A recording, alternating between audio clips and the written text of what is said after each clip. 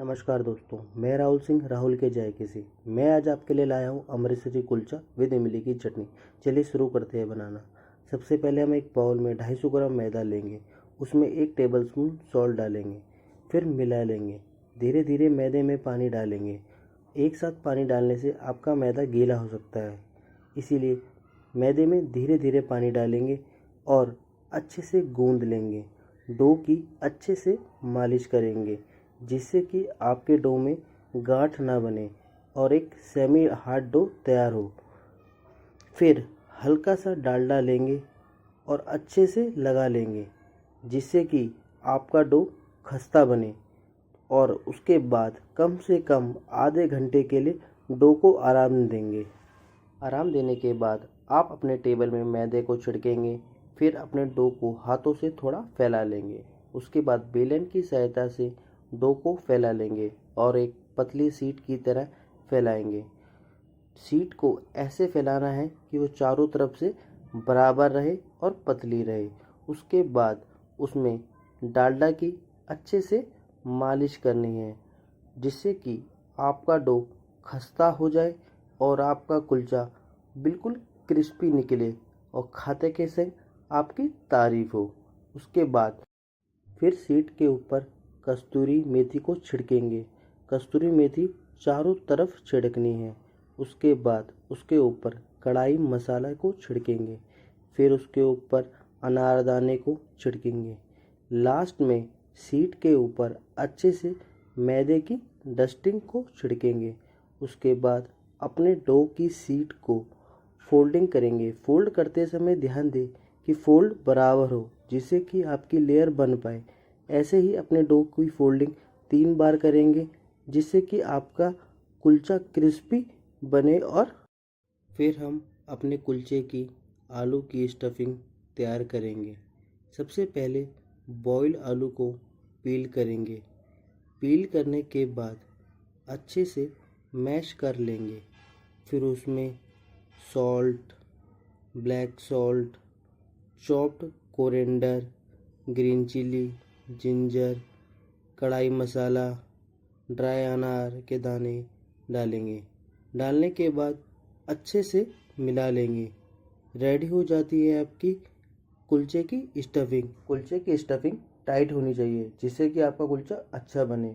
उसके बाद हम चटनी तैयार करेंगे। चटनी तैयार करने के लिए इमली को वार्म वाटर में डालेंगे और उसको अच्छे से रगड़ लेंगे। उसके बाद इमली को कम से कम 30 से 40 मिनट तक सोख होने देंगे। सोख होने के बाद अच्छे से निचोड़ लेंगे। इमली के पल्प को अलग कर लेंगे और उसकी गुठलियों को फेंक देंगे। आपकी इमली का पल्प गाढ़ा होना चाहिए, ना कि हल्का, जिससे आपकी चटनी गाढ़ी बने। उसके बाद इमली के पल्प में हम 2 चम्मच सौंठ चटनी डालेंगे और अच्छे से मिला लेंगे। मिलाने के बाद उसमें black salt, white salt, ginger, chopped green chilli और रेड चिली डालेंगे। हल्का सा पानी ऐड करेंगे। पानी डालने के बाद मिला लेंगे। इस तरह तैयार होती है आपकी सौंठ चटनी, खट्टी और मीठी। फिर अपने डो को नाइफ से काट लेंगे और देखिए कितनी अच्छी लेयर आई है। इसके बाद डो को नाइफ से 60 ग्राम पेड़े के हिसाब से काट लेंगे छोटा छोटा, जिससे कि कम से कम आपके 7-8 पेड़े तैयार हो जाएं। फिर उसके बाद बेलन की सहायता से हल्का सा फैला लेंगे और फिर उसमें अच्छे से आलू की स्टफिंग कर लेंगे।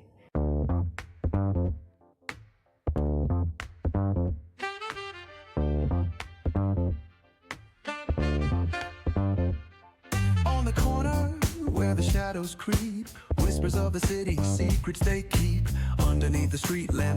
फिर बेलन की सहायता से अपने कुलचे को फैला लेंगे और कुलचे को हल्का पतला बेलना है। उसके बाद उसको एक ओवल शेप देंगे। ओवल शेप देने के बाद उसके ऊपर हल्का सा बटर लगा लेंगे। बटर को चारों तरफ फैलाना है। फिर उसके ऊपर हल्का सा ऑयल लगाएंगे। ऑयल लगाने के बाद उसके ऊपर कस्तूरी मेथी लगा लेंगे। फिर कढ़ाई मसाला लगाने के बाद उसके ऊपर चॉप कोरिएंडर लगा लेंगे और अच्छे से फैला लेंगे। फैलाने के बाद अपने हाथों को गीला कर लेंगे और कुलचे के ऊपर पानी को छिड़केंगे। छिड़कने के बाद अपनी उंगलियों से कुलचे के ऊपर निशान बना लेंगे। निशान बनाने के बाद कुलचे को अपने हाथों पे लेंगे और तंदूर पे लगा देंगे। कुलचे को तंदूर में लगाने के बाद कम से कम 7 से 8 मिनट पकने देंगे। इस तरह रेडी होता है आपका अमृतसरी कुलचा।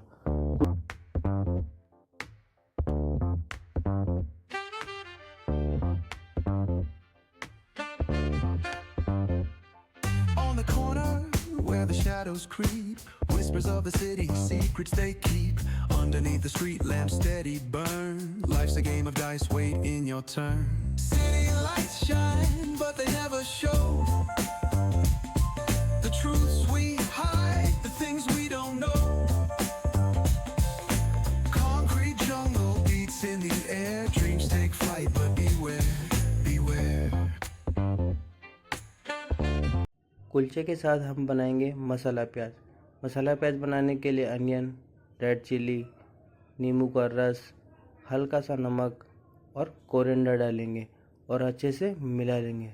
तैयार हो जाता है हमारा मसाला अनियन दमदार।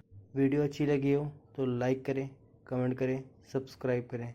हम ऐसी ही वीडियो आपके लिए लाते रहेंगे। धन्यवाद।